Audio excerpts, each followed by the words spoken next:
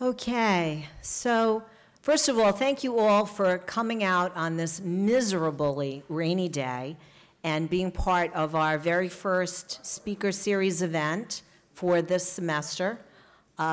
We are really delighted with the lineup that we have this semester, so please take a look. Any students that are taking this for credit, if you, great, okay, so just check in with, on the way out, just check in with the folks at the front desk and we'll make sure that everything is proper and formalized so that you're enrolled in the course.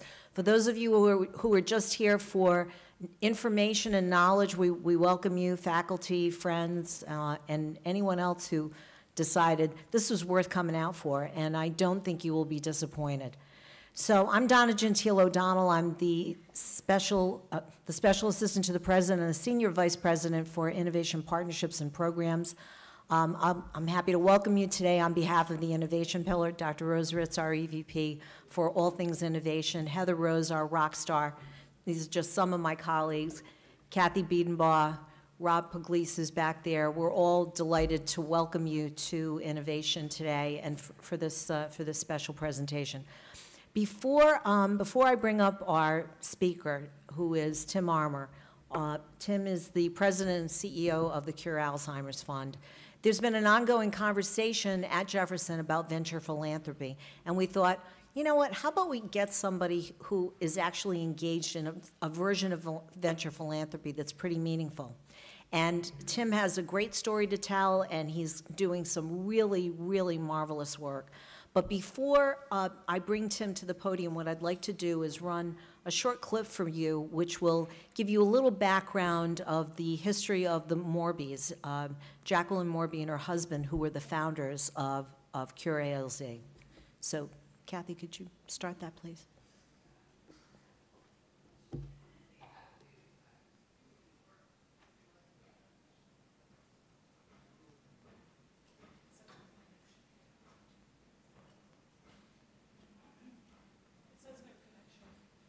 Great.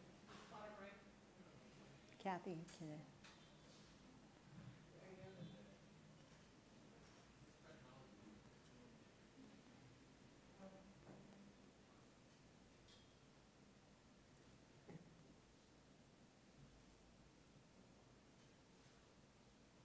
This was working. Honest to God, it was.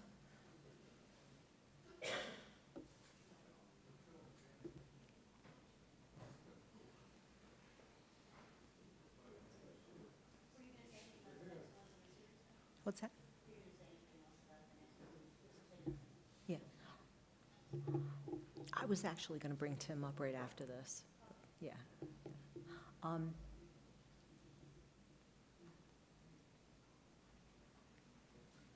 right, so no network. Okay. So all of you from Jefferson know that occasionally we have network connection issues, and apparently we're having one at the moment. Hold on one second.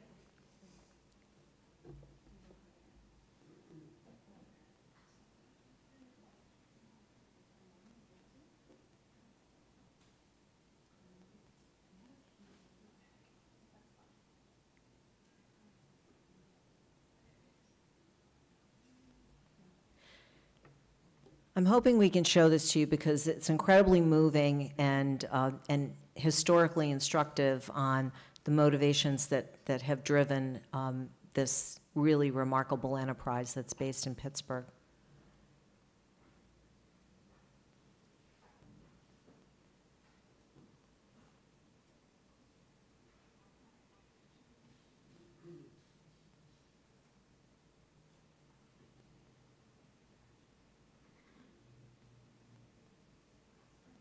Okay. Where go? Up, louder.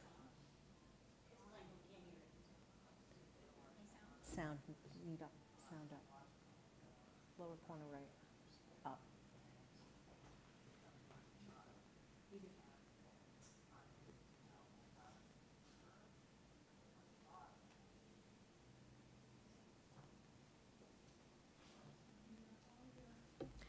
Apologies, we are, I think, quite close. Oh, goodness.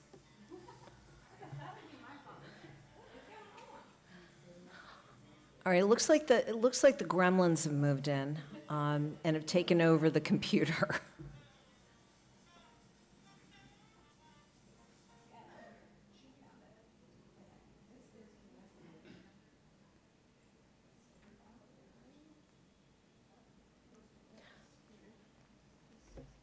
You know what? Let's just move to Tim's presentation, and then maybe we can end with this. So, so Tim, I think probably the best thing for us to do is hope that we can end the presentation with this very moving clip. Oh, do you think you have it, or? No. No. Okay. So rather than hold everyone up, we'll have to sort of do history later and the present in the present. And we are so very fortunate to have Tim Armour join us to talk about the amazing work. I did get a chance to talk to him a little earlier about some of the researchers that they have funded out of Stop ALZ.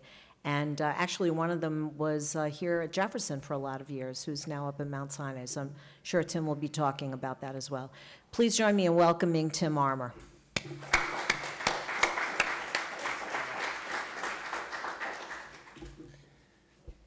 Great. Thank you very much, and welcome to a beautiful day in the Commonwealth here in Pennsylvania. It's delightful that you're all here. Thank you for braving the weather. I am also delighted to be here to address, I think, two pillars of Thomas Jefferson, innovation and philanthropy, and we'll try to tie those together in a way that makes some sense to you. First of all, let me, you understand who I am a little bit from the background there, but I want to know a little bit more about who you guys are. Are there any doctors, MDs, researchers in the audience? Uh-oh. Okay. Well, that changes everything. Okay. And those of you who have unfortunately been exposed to this, this disease through family or acquaintances, how many of those do we have here? Yeah, that's a lot. And pretty typical. So my first disclosure, given my first question, is I am not a doctor or a researcher, but I work closely with them. I'm not even, don't even represent one on television, but I do work very closely with them. Our mission at Cure Alzheimer's Fund is to raise money to give to researchers to try to break the back of this disease. So what we'd like to talk with you about today is some innovative approaches to raising this money and to distributing it, and about some of those researchers that are doing some phenomenal work for us. This is a long list of things that we're going to touch on today. We won't go into great detail on really any of these things, but my colleague John Slattery is here. John, you want to raise your hand? And we'll be around afterwards a little bit, so if there's any of this that we've skipped over too lightly for you, we're happy to stay and chat with you a little bit afterwards.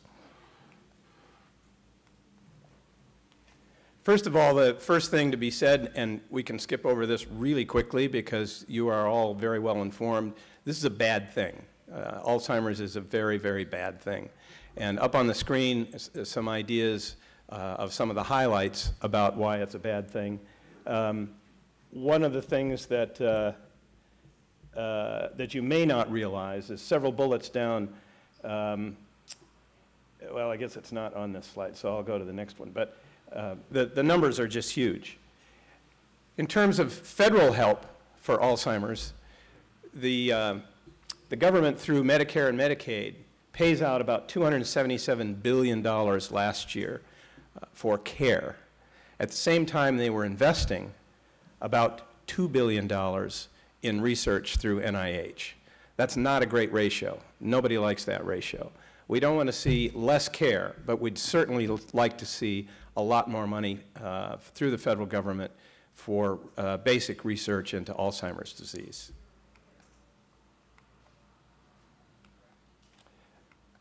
A little bit of the science.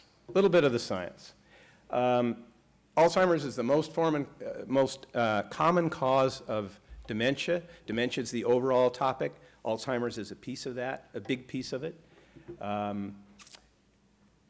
People over 50, 85%, or 50% of people over 85 have the disease, and as you get older, it gets worse. I think one of the things on here that you might not realize, it's pretty new in the field, is that the pathology begins to develop almost 20 or 30 years before symptoms do. And that's a really important factor that most researchers are recognizing and definitely affects the way we think about therapies, certainly for early intervention. And the challenges there are to identify who's at risk that early and what can we do about that. And neither one of those issues has been resolved yet, but there are a lot of people working on them very quickly. What they do know is that this pathology, for some people, a lot of Alzheimer's ultimate sufferers starts so much in advance.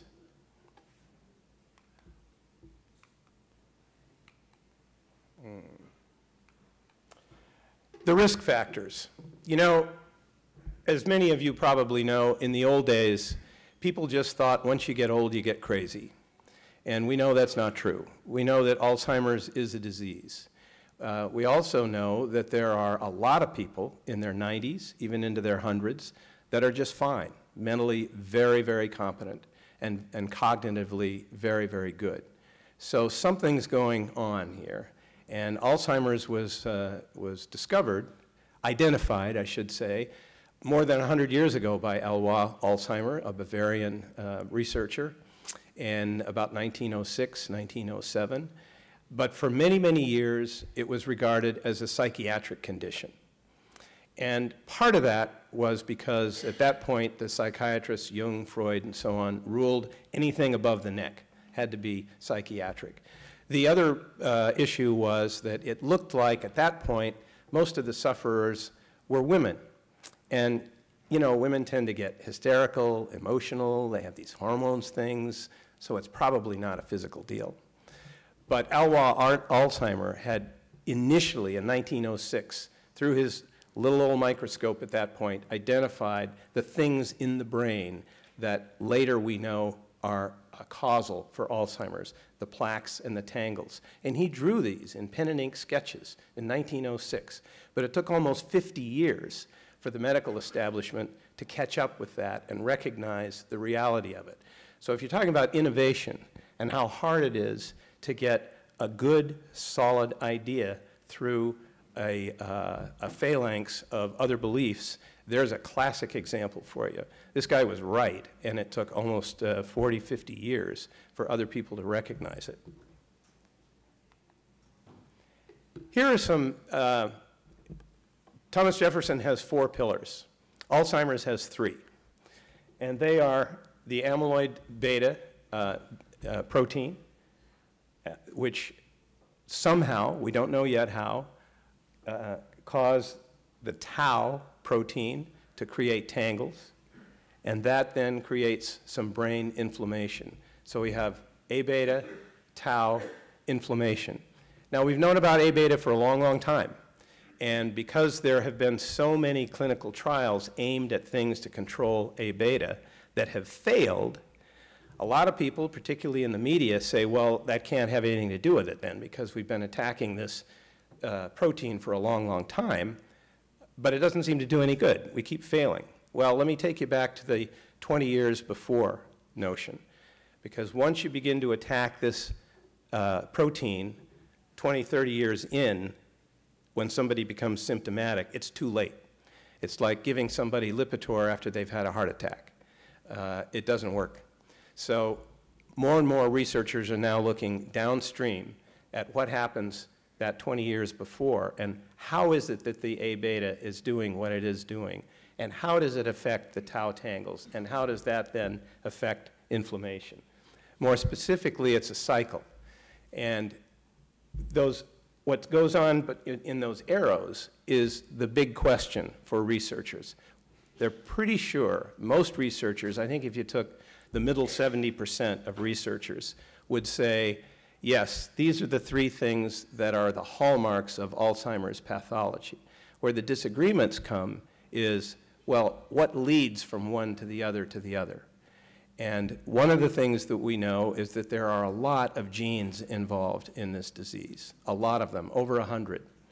There are only 3 that are determinative, And fortunately, that's a very small slice of the Alzheimer's population. 1 to 2% of people who have Alzheimer's have these genes that predetermine for sure that they're going to get it, and that's probably early. It's early onset. But for everybody else, the genes are increased risk, some of them are protective, but not determinative. So when you talk about, is it a genetic disease? Yes, genes have a lot to do with it. But is it determined by your genes? If you have two parents, or a parent and an aunt, or an uncle, or a grandparent, does that mean for sure you're going to get it? No, it doesn't. It raises the odds often depending on what those genes are. And let me just stop there to say that the art of understanding those genetics is still early. And most of our researchers think that if you're going to want to know what your genetic profile is, specifically with regard to Alzheimer's, you really need first-rate genetic counseling, not just an over-the-counter genetic test kit. That's not going to do it for you and probably give you some wrong information and certainly raise fears that might not be appropriate at all. So if you're thinking about that, go ahead and do it, but couple it with first-rate genetic counseling. I don't know whether they do that here at Thomas Jefferson, but you do that. So this would be a place to come if you were interested in doing that. So this is the riddle right here. These are the three bad guys, and what goes on in between affects those. Now we'll talk a little bit about the role of venture philanthropy. Venture philanthropy has to do, in our view, with taking some of the principles of venture capitalism and applying them to philanthropy. Now, one thing I want to be really clear about to begin with is a difference between venture capital and venture philanthropy, in our perspective, is we, Cure Alzheimer's Fund, don't take any intellectual property. We're not looking to invest in this research and get monetary return. That's not what we're doing. It's completely philanthropic. We don't take any intellectual property. Part of that is pragmatic because most of our money goes to academic institutions, and once you start taking intellectual property, it gets very, very complicated in terms of just giving the money to the institution. It becomes almost a contractual obligation. We didn't want to have anything between our money and the research. We wanted to raise the money as fast as we could, get it to the researchers as fast as we could so that they could do what they do and not have a lot of other stuff in between. So no intellectual property. The other reason, frankly, is because the time it would take us to realize any financial benefit from intellectual property in this particular enterprise is so long that all of the other stuff that's in between just isn't worth it. Our mission is to solve this as rapidly as possible. So we want to clear out any underbrush and anything in the way of us raising money and getting it to those researchers. The other thing we want to do is innovative ideas, development of innovative ideas. We think innovation is all about meeting unmet needs with effective and efficient solutions. So anything that is outside of that, we're not interested in doing. We're not interested in incremental improvements. We're interested in big improvements. And let's go back to the unmet need piece, which we'll visit later. There's that $2 billion that NIH does is great. We've got to have that money and more. But that tends to be, for all kinds of reasons, a little bit more incremental. It's hard to get risky, big ideas, new ideas, through an NIH process. It's also hard to get it through many of the big, advanced, well-established foundations. But for small, agile, flexible foundations like ours, that's what we do. So we bet on people with good track records who wake up in the middle of the night and say, you know, things are going pretty well in my lab. I like this project. I like this project. I like this that's been funded by NIH. I like this that's funded by such and such a big foundation. But what if I could show this thing, but I don't have any money to generate the data? That's where we started our foundation, is trying to fund really good ideas from really good people that can't get the money to develop the data to support those ideas that then go on to much bigger, longer NIH grants. So basic research, we're not in drug development. A word about that. Why is that? Well, 200 clinical trials in the last year and a half or 2 years for Alzheimer's. 200 clinical trials, 0 successes. What does that tell you? It tells you we do not understand enough about this pathology yet to put the billions of dollars it takes to developing a drug. Now, pharma has done that, and God bless them, because if they hit pay dirt, lightning strikes, we all win. That's terrific. But as you've read in the newspapers and seen in the media, pharma is pulling back right now. They think they've spent too much money, that's too much risk, and they don't know enough about that basic pathology. So as you've seen some of the very big names in pharma say, we are putting our Alzheimer's research programs on hold until we can get more de-risked information and data from philanthropic academic institutions. So it's places like Thomas Jefferson and other places that are understanding that triangle better before pharma will come back in. Here's a little map of some of the nonprofits that are focused on Alzheimer's disease. In the upper left-hand quadrant is us, and there are 2 of them there.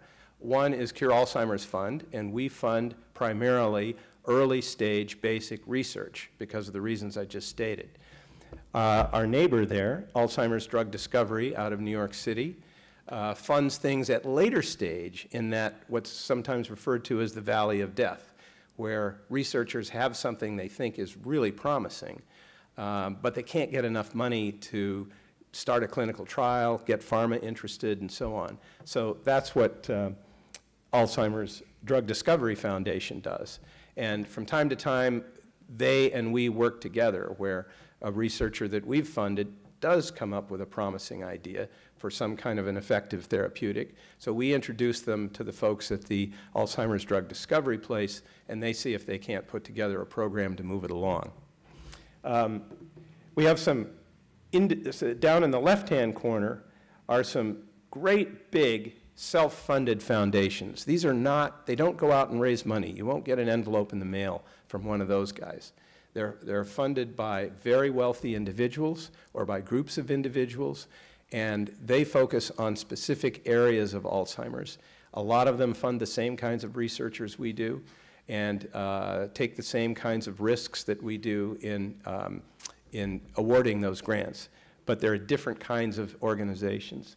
In the upper right-hand side are mixed organizations that do both research and care and advocacy, and we need all 3 of those things. We have chosen in that upper left-hand corner to do only one of those things because we recognized that the amount of money we were going to be able to raise was limited, but we wanted to focus it on fast, flexible approaches to research for Alzheimer's and let other people do the advocacy and the caregiving for which they are better equipped than we are. And then lastly, in the last bottom quadrant, are organizations that are mostly advocacy. So they are conveners, and they try to raise the public's awareness of Alzheimer's disease in every way they can. So it's a big field, but not terribly crowded. And in fact, the total amount of money that this group raises, and it's a little hard to tell down in the left-hand quadrant because those are not public foundations, so we really don't know how much money they have or they give. But as best we can tell, it's probably less than 100 million, all of these. And remember back, NIH was $2 billion, and then they were giving $277 billion for care. So the amount that philanthropy contributes is not very much in terms of the absolute dollars. But in terms of the impact of looking at innovative ideas that the other people won't fund, it's very impactful. It's a little bit about us. Our history, 86 million since we founded in 2005. We've funded 383 researchers. You can see the number there. That's a little of our background. Here's our board, and as Donna said, we'll see a clip in a little bit of Jackie Morby. Jeff and Jackie Morby lived in Pittsburgh, and he was a vice chairman of Mellon Bank. She was director of TA Associates, actually the first woman director of a major venture capital firm. And they had been very philanthropic in the arts and cancer and so on, but as they neared the end of their professional careers, they asked themselves, what can we do that's really going to help the world? What can we do that makes a big difference? So they settled on Alzheimer's quickly, as you'll see. If we can run the video a little bit later, her mom died of Alzheimer's. And so it was personal for them, but the other part of it was the economics. They realized that this disease all by itself would overwhelm Medicare and Medicaid by the end of this next decade if we don't do something about it to retard its progress.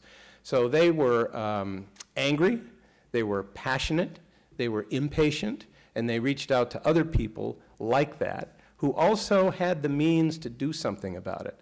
A lot of us in this room are angry and passionate, but we don't have the means. We've made other choices in our lives. But these people did. Henry McCants, down here in the left-hand side, was chairman emeritus of Greylock, another big venture capital firm. His wife had early onset Alzheimer's. She's still with us after almost 15 years. And he was dumbfounded when he went around to all of the major hospitals in Boston and Pittsburgh and Philadelphia and Washington in 2004, 5, and 6, asking, my wife has this disease, what can we do about it? And people said, nothing, really. A couple aspirin, maybe an Advil, there's some things coming out. Really can't do very much. He couldn't believe it. Neither could the other people believe it. Why has this been so slow? So the three of them reached out to other people similarly situated with similar histories and similar profiles and said, let's try to make a difference and let's try to do some of these things that I described before. Let's focus only on research. Let's focus only on the basic research. Let's run as slim as we can. And let's try to remove as much bureaucracy as we can. And that's where the venture capital model comes in. So they took their prior experience, imposed it upon a philanthropic model, and said, we're going to pick the winners. And the venture capitalists among them said, we would rather have a B-plus business plan from an A-plus entrepreneur as opposed to an A-plus plan from a B or a C entrepreneur. So we'll take wacky ideas from proven people and fund those and support them. We won't just give them the money and walk away. We won't tell them what to do, but we'll support them. If the first try doesn't work, but it still seems reasonable, we'll come back for more. We go for the big idea, not incremental, and that's one of the big differences between big foundations in the government and small foundations like ours. We can take risks. We don't have a political constituency. We have a donor constituency, but the donors are like you. They're angry and they're impatient, and they want things to happen quickly. So that's what we try to do. Results over process, we minimize the bureaucracy. You know, for big foundations in the government, it takes a year, maybe more, to get a grant through. With us, it takes about 3 weeks from beginning to end with a high integrity review process of peers. And we have worked that process in such a way that it's anonymous. It's not an old boy or an old girl network. I'll give you your grant, you give me mine. That's not the way it works. And most of our approvals are iterative. Most of the proposals come out a little different when they get funded than they came in, because the review process is more an improvement process than it is a no or a yes. So we've tried to make that process as good and as high integrity as we can, but also narrow the time scope. Because if it's a good idea, we want it in the bloodstream of the research body as quickly as possible. Embrace risk and idiosyncrasy. All right, we don't want to go crazy here. I mean, there are ideas that are a little off-center, and then there are legitimately crazy ideas. We try to tell the difference. But we also will take more risks than most other people. I think that theme's come pretty clear. Idiosyncrasy, we do things a little differently in the organization. to meet all of those goals that I specified. For example, we do not have an inside science person. We have an inside PhD just recently, but her job is communicating the science that we're researching. So she can understand what these researchers are doing and talking about it and tell that to people like me. We do not, those board members, we don't have somebody in the organization that says what science we're going to research. The scientists tell us that. And that's one of the tenets we decided from day one, is we would let the scientists guide the science, not us, not our own prejudices, not our own impatience. We read something in a journal and say, wow, that's got to be the answer, so let's put a ton of money in that. No, we're not doing that. We go back to the scientists and we say, what about this? Is this a legitimate way to proceed? How much money do you think we should put in there? Okay, full stop. Those of you in this business would probably recognize, wow, that's a built-in conflict of interest, right? You ask these scientists where to put the money, guess where they're going to say to put the money? They say, give it to me, because I've got all the answers. Well, that's not really true. A lot of them say, I do have an idea about this. But what we asked them to do was bring in a group of people, a consortium of scientists, who were experts in their field but who did not all agree with each other, and build a process of review with integrity so that, on the one hand, the body of scientists that we work with can help direct the funding that we give, and on the other hand, they are a good peer check with each other. And when I go to administrative conferences or conferences of foundations, and I tell this story, people are incredulous. They say, that's crazy. You can't trust these guys. And our answer is, well, yeah, you can, because they're going to save our lives, for one thing, some of our lives. And the other is, you got to make a leap of faith somewhere along the line in this process. One leap of faith is, I'm going to trust in bureaucracy. Well, okay, we decided that's not a good idea. We're going to trust in the scientists. So it is a different and idiosyncratic way of going about it. There are some other elements of bureaucracy in our organization that we eschew. We have 20 people on our staff, which has lately grown from about 12 or 13, and we try to keep that as low as possible. So there are a number of ways in which we differ from most of the other people in our field, but it's a thoughtful difference, and we hope in the long run it'll prove to be the right choices. Focus on unmet need. I'm going to come back, and I mentioned that earlier. Innovation, we believe, and risk-taking is all about unmet need. There's no point in raising money from people like you and giving it to researchers for stuff that we already know about. So we are in the business, and I think what innovation is about is meeting unmet need. And in this case, in Alzheimer's, the unmet need is really understanding that basic pathology. Why have those clinical trials failed? Why has it taken us over 100 years to discover this? What is going on here? That's an unmet need. And we've built our organization to try to address that.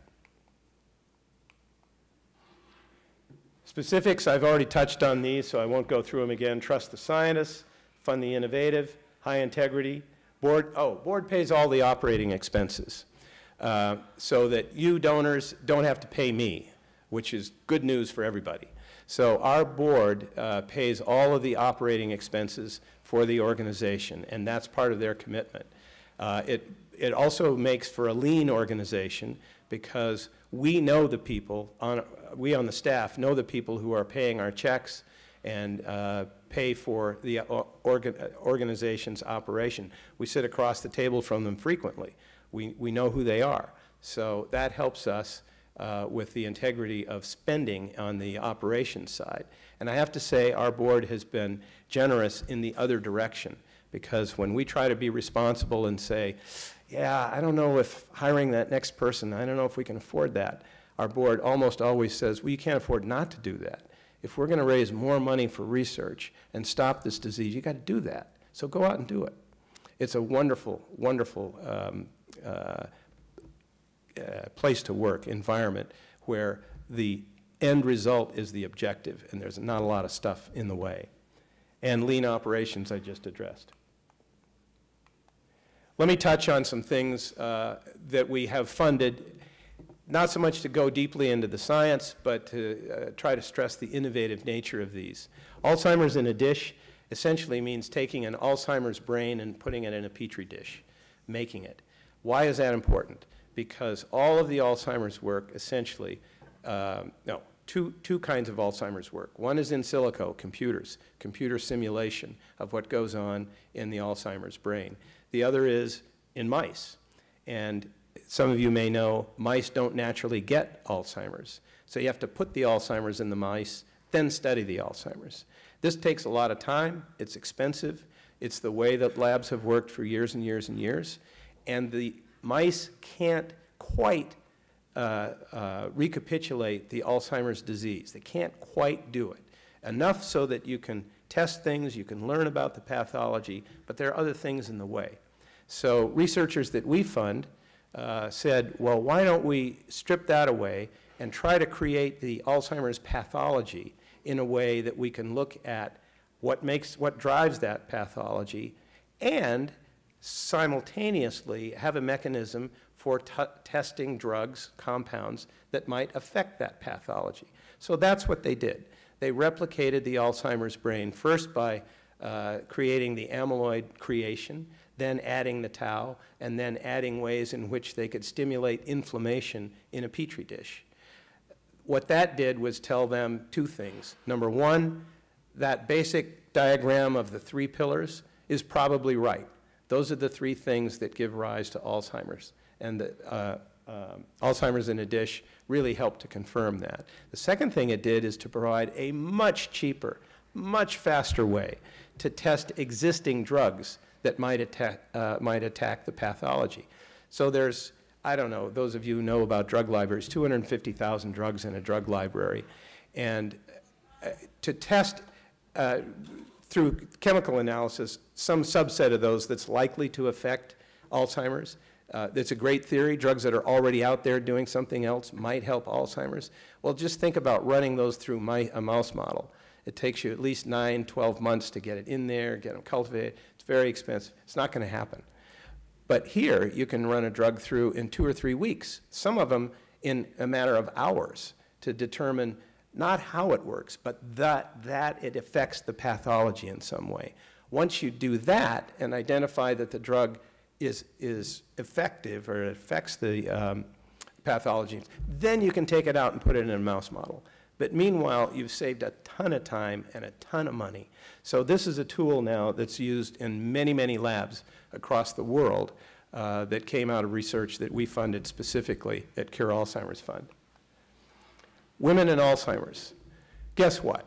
2/3 of Alzheimer's patients are women. And going back to my sort of facetious story about Alzheimer's and Freud and so on and dismissing all of that, we've known for a long, long time that more women than men get Alzheimer's disease. It was dismissed then later with a little bit more scientific minds by saying, well, women live longer, that's why they get it more often, that's why we see it more often. Nope, that's not it. When you adjust and control for age, it's still true that more women than men get Alzheimer's. Why? We don't know. Many more people now, just in the last 3 years, are studying this than had studied it ever before because it's such an obvious problem. It's a huge problem, and we don't know the answer to it. So we've taken it on. We have a consortium of researchers starting right back at the basics at what are the differences in the genetic makeup between men and women at the margin involved with Alzheimer's and sort of going from there. What are the differences and what difference do they make? So it's a big deal. Here's a big deal. Remember I said amyloid is the bad guy, and a lot of people think it starts with amyloid. And one of the things, there are several things that can trigger the amyloid.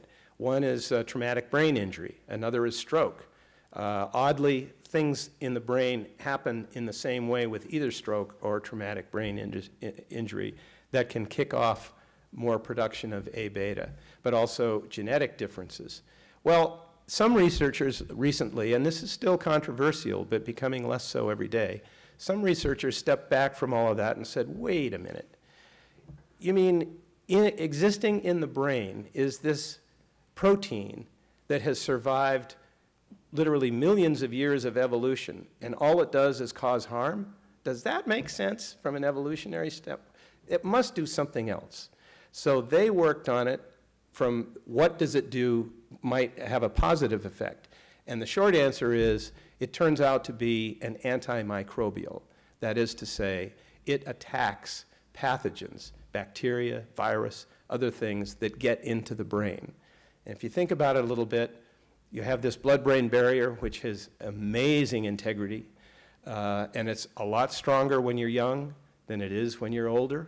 When you're older, it begins to leak through in a variety of ways. Vascular affects it and so on. So there's a sort of a common sense theme that runs through it once you step back and say, okay, this protein was put in there in the first place to combat those microbes. But somewhere along the line it goes haywire, and it gets wrong signals, or it does it too much. What happens there? What's going on? So this is a brand new theory, as I say, is still controversial. And talk about innovation. The guy that first started writing about it is an Australian, of course, and he started about 10 years ago writing about this and talking at conferences, and it was just like old Alzheimer's. Nobody paid any attention. In fact, it was worse than that. They said, Rob, you're nuts. That's just crazy.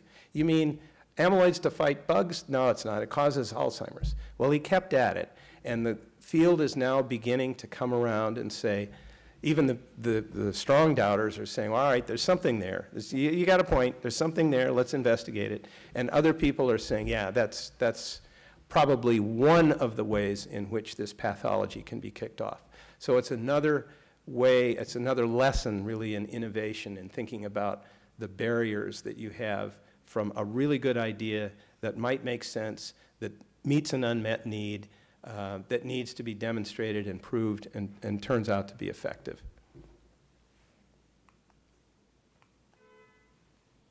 Genome Project is simply, this is really easy, it's how many genes affect the pathology. And some genes create more risk, some genes create protection. How many are there? Just how many genes affect this? And then the second question is, okay, once we've identified which those genes are, what do they actually do? So we're still in the most genes have been identified now, although every year a couple more pop out. But mostly the effort now from our organization as well as many others is taking those 100+ genes and trying to figure out what each one of them does in this pathology. Are they protective? Are they, do they raise risk? Do they work together? Are they independent? What are they doing? And what does that mean to development of an effective therapy? APO4 is the most dominant gene in Alzheimer's. And it creates a protein, APOE4, that is in about 60% of Alzheimer's patients and about less than 40% of the population in general. It's one of these genes I talked about, when was it, 2 hours ago when we started, sorry about that, that if you have it, it increases your risk, but it doesn't determine that you have Alzheimer's. So if you get one copy of this gene, your risk is maybe 4 or 5% higher than the general population. If you get 2 copies of this gene, one from mom, one from dad, your risk is maybe 12, 15% higher than the general population. But that doesn't mean it's determinate. And relative to that risk, what are the other risks you're facing, including getting hit with a bus, other diseases? That's where you need genetic counseling help. Because if somebody just comes to you or you get a kit and you say, oh my gosh, I've got 2 of these APOE genes, my grandmother had it, my aunt has it, I'm going to get it. Not necessarily. Your risk is higher, but not necessarily. And that's where you could really use some good professional help thinking about that. Vascular, we've known for a long time about vascular dementia. And increasingly we find out that there's a relationship between the vascular system and Alzheimer's. Some amazing discoveries, which people here at Thomas Jefferson can tell you much more about lately. The idea that there's a lymphatic system in the brain. How many years, hundreds of years, have we studied the brain and didn't know that? And recently, within the last 3 years, it's been determined there's a lymphatic system in the brain, a drain that comes out of the brain, just like in the rest of your body. Nobody knew that. So that's one thing. And if something can go out, something can go back in. So that's another area of investigation that people are looking at. How does that work? The microbiome, what is in your gut affects what's in your brain. Not too long ago, most doctors, most researchers believed that everything above the neck was in the brain, had nothing to do with the rest of the body. Now we know that's not true. And that also sort of defied common sense at the time, I guess, but now we know it's not true. That this is a whole interconnected system, and what goes on in the microbiome in your gut does affect your brain. So it's another breakthrough that took a long time to develop, and somebody had the insight to study it in a way that provided conclusive data, conclusive evidence, and now the field recognizes it and said, yeah, that's right. That's another thing we have to study and understand better. Quick word on Charity Watchdogs for Philanthropy. Very, very important. They develop all kinds of rubrics about what charities should do to improve themselves. And when people go on these websites to find out, let's say you're interested in supporting Alzheimer's research, you don't know anything about us, we're not a household word, but you go onto Charity Navigator, and you find out that of all of these charity raters, for example, we're #1 in every category because of the way that we operate. And so these raters are very important in the industry. They can be sometimes misleading because of the criteria that they impose, might in some cases inhibit innovation because they propose ratios and formulas that are sort of standards for the industry. But in order to make progress, you may want to, from time to time, violate one of those standards. So as proud as we are of that rating, and that brings donors to us, we also would consider stepping outside that if something that we would do would further our goal of solving the disease but violated one of those ratios. Everybody wants to know these things. What can you do? As you know by now, there's no white pill, and it's probably a while coming along, successful interventions. But there are things you can do to keep you healthy. There's certainly evidence that the more healthy and the more stable that you are going into that age period, the better you're going to be able to withstand it, maybe delay it a little bit. All those things, exercise, diet, Mediterranean diet. The painful thing about this is these are things we should all be doing anyway, all the time. So there's no magic here, unfortunately. When we say exercise in these kinds of talks, immediately hands go up and say, well, how long should I stay on the treadmill? And stuff like that. You just got to get out and do stuff and keep your body toned, do as much as you can. Diet, socialize, kind of goes with learning new things. And that goes to these brain exercises that crossword puzzles, Sudoku, and so on are fine, but those are retrieval exercises. And what you want to do is mental things that create new synapses, that create new energy in your brain. So that would be learning a musical instrument. If you're a singer, learn a new song. Don't just keep singing the old ones. Go to new music. Meet new people. Have new experiences. Those are the things that keep the mind alive and able to absorb memories as we go along more quickly. Reduce emotional stress. I hope I've done that today. Have I done that today, or have I increased it? I don't know. But emotional stress is increasingly seen to be a trigger, and that's where you get into things like meditation. People have written about that for all kinds of conditions. Deepak Chopra's book, one of our guys, Rudy Tanzi, has worked with him. Rudy Tanzi is a deep, deep geneticist, very scientist, but sees the value in things like meditation and controlling your mind and so on. And sleep. One of the most important things is sleep. 8 hours of sleep. Doesn't have to be contiguous, but it has to be 8 hours of good sleep. And the reason for that is because during that kind of sleep, that's when your brain gets cleaned out. And that's ordinarily in the healthy, balanced brain where the things in your brain that normally clean out the amyloid can do their job. But if you don't get enough sleep, you don't allow that natural system to happen as well as it should, and it can sort of back up on you. So that's an important thing to do. I'm done.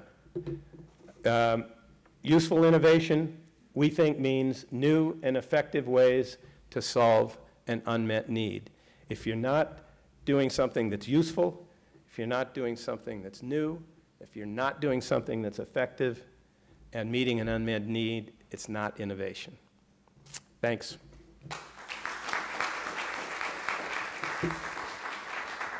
So we're going to do a couple of things. Tim, can I get you to hang over here? Because we're gonna do a little Q&A, but we're also going to try and get that video up. Okay, but good. Let's do some Q&A while we're working. Yeah, come on out and see if you can figure out how to make this thing work. Okay, good. So, questions, anybody? Thank you. Thank you for a very well-rounded overview. It taught me quite a bit. One troubling thing was that despite the shocking paucity of funding by our government for research, one thing that was conspicuous by its absence was, since there seems to be a gender-oriented difference, is anyone looking at just the X and the Y chromosome proteomics of the X and Y, instead of looking at the entire genome? Yes. Yes. The other one was, in some part of Russia, it's famous for people living easily over 100 years. Yeah. I was wondering if that could be used as a negative control. That's a really good comment, is that there are pockets in the world of places who live people who live a long time, relatively healthy lives. And so that's those are populations that people are interested in studying. You're absolutely right. And along with that are these people that I mentioned earlier who live well into their 90s and hundreds right here in this country. What's different about those people? So yeah, those things are, and then the obverse is also true. In certain places in the world, there's a much higher incidence of Alzheimer's.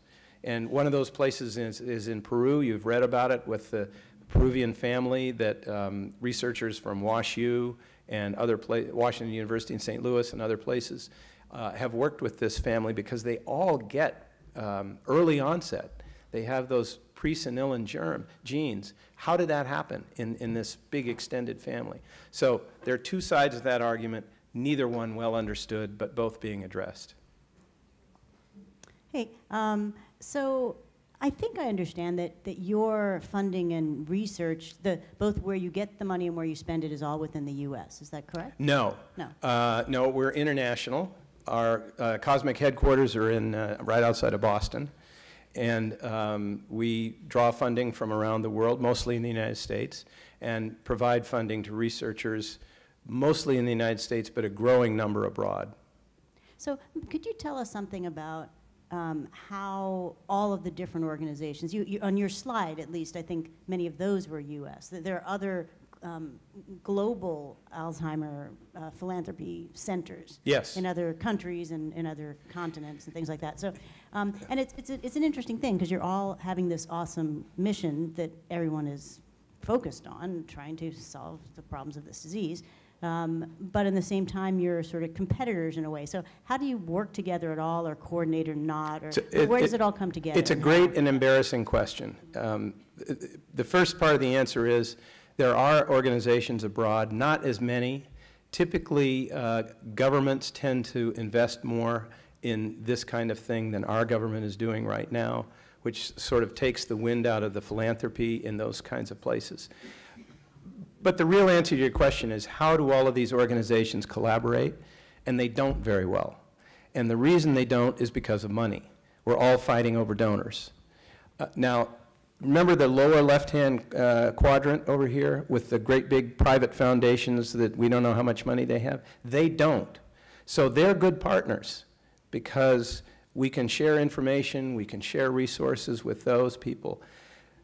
But I have to say, and it's embarrassing, that the field itself, the philanthropic organizations, particularly those of us that raise money, are not collaborative.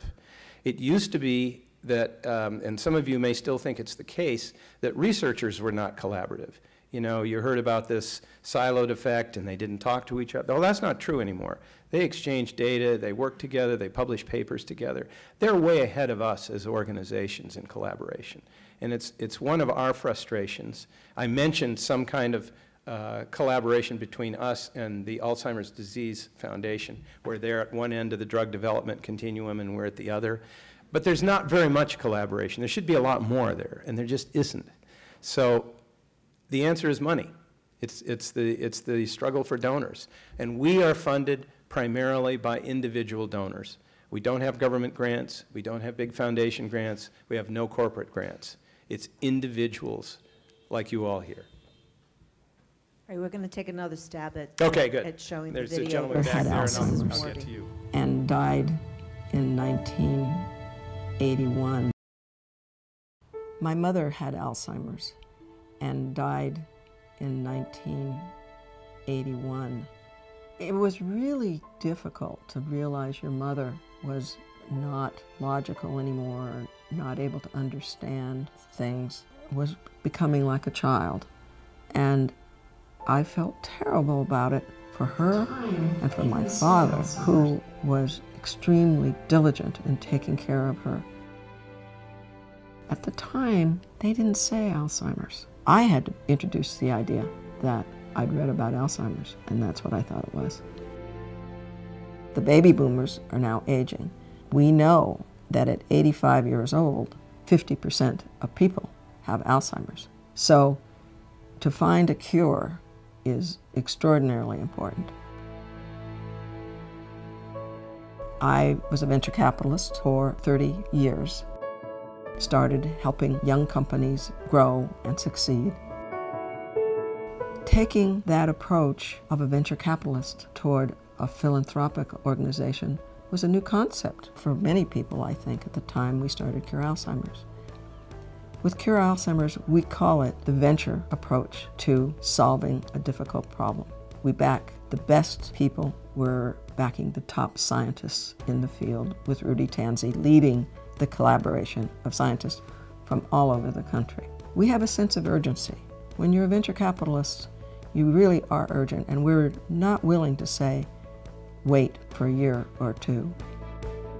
We feel that we're making tremendous progress that would never have been made if we hadn't started this fund. It's fascinating to look back 10 years ago and know that we knew about 4 genes. And now we've found 100 genes, 20 of them which we're focusing on, and learning new things about them every day. We, the board and founders, are paying all operating costs. All donations go to the science. We're not building overhead, we're building science.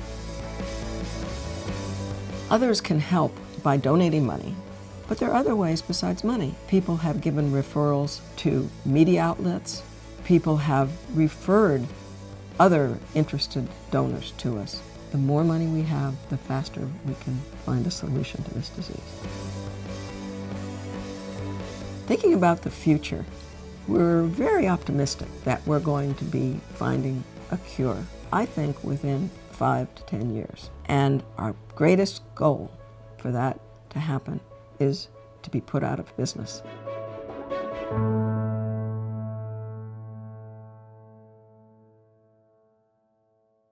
I thought, people just really have to see this, because it's just so remarkable that this woman and her husband decided, you know what, we're not sitting around taking it anymore. We're just actually going to go do something and make something happen. So it was incredibly moving for me to watch that. And that's the context in which we began. There was a question over here from this gentleman. Yes, please.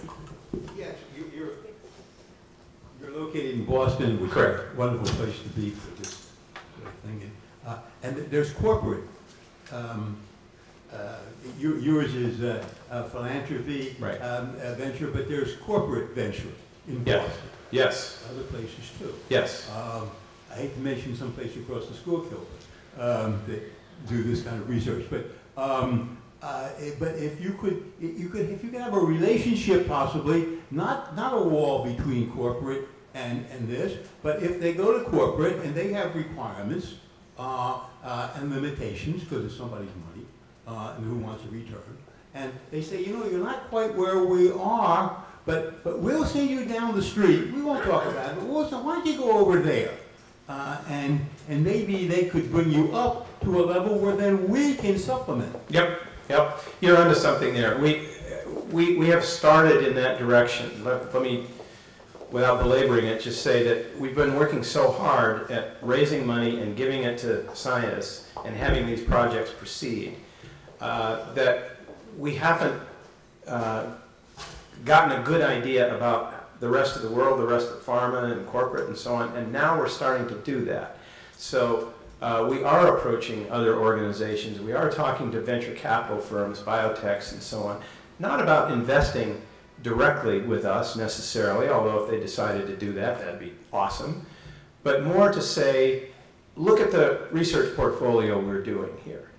Are there things in here that you might be interested in so that you would talk as a venture capitalist or a corporate entity with the researchers directly? We'll get out in the middle. But if there's value here that you think you can identify and grow, that would be great. So we're starting to have those conversations. Yeah. I think we have time for one final question. Anyone? Or we can just thank our guests and let them head to the airport in this dreadful weather. Thank you so much. Oh, Tim. thank you all. Thanks for Thank you all very, very much.